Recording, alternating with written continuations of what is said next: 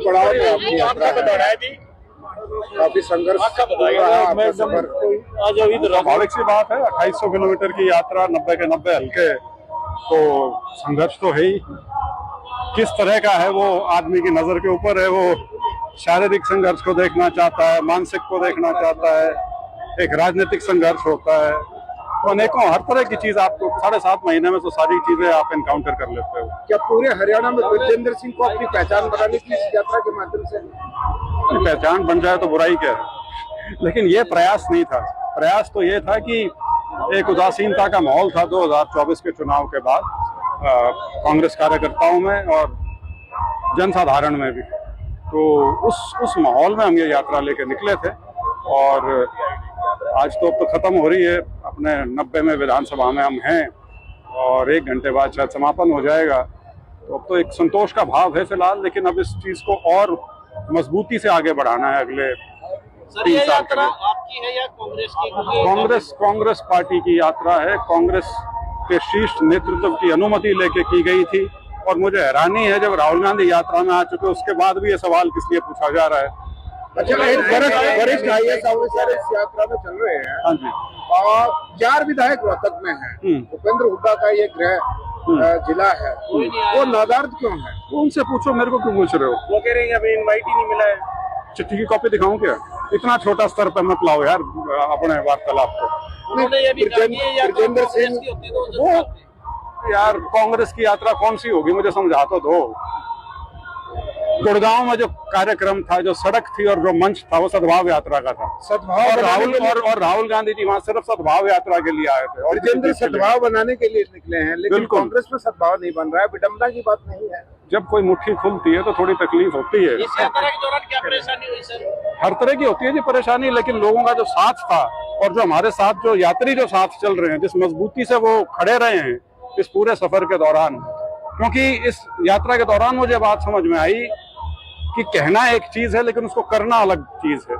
और यात्रा के जब हम शायद 1/4 भी नहीं हुई थी तब मुझे ये समझ में आना शुरू हो गया था कि इस प्रकार के प्रयास आम तौर पे क्यों नहीं किया जाते। बहुत मुश्किल है। बिल्कुल है। परेशानी तो खास तौर पे युवाओं की जो है वो तो कमाल की है। ये जो पीछे 4-5 दिन से जो हो रहा है ये कॉकरोच वाला, ये उसकी अभिव्यक्ति है। वो ठीक है व्यंग के तौर पे है अभी तक तो, लेकिन इसका विस्फोट कब हो जाएगा लोगों को पता नहीं लगेगा।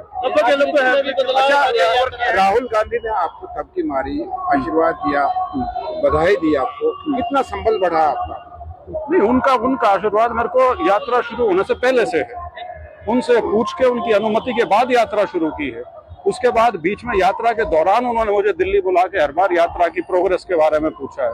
और जब आखिरी बार मार्च में मैं उनसे मिला था तब मैंने उनको निमंत्रण दिया था और उन्होंने उस समय भी मुझे बिल्कुल स्पष्ट कहा था कि मैं आऊंगा तुम्हारी यात्रा में आखिरी पड़ाव में। हमें थोड़ा सा शक यह था कि चुनाव है उस समय, तो समय कब निकल पाएगा, क्योंकि 4-5 तारीख तक तो गिनती और उसके बाद तो, लेकिन 8 तारीख को फिर वो फाइनली हो गया।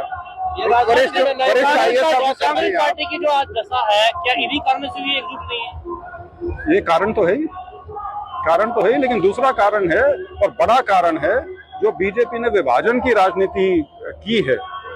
उसमें वो कम से कम वोट को अपनी ओर साधने में तो कहीं ना कहीं सक्षम रहे हैं। उसमें ये बात हमको माननी पड़ेगी, तभी मुकाबला कर सकेंगे। कांग्रेस के वरिष्ठ नेताओं ने आपको आशीर्वाद देना चाहिए था, कहीं न कहीं कमी खली आपको?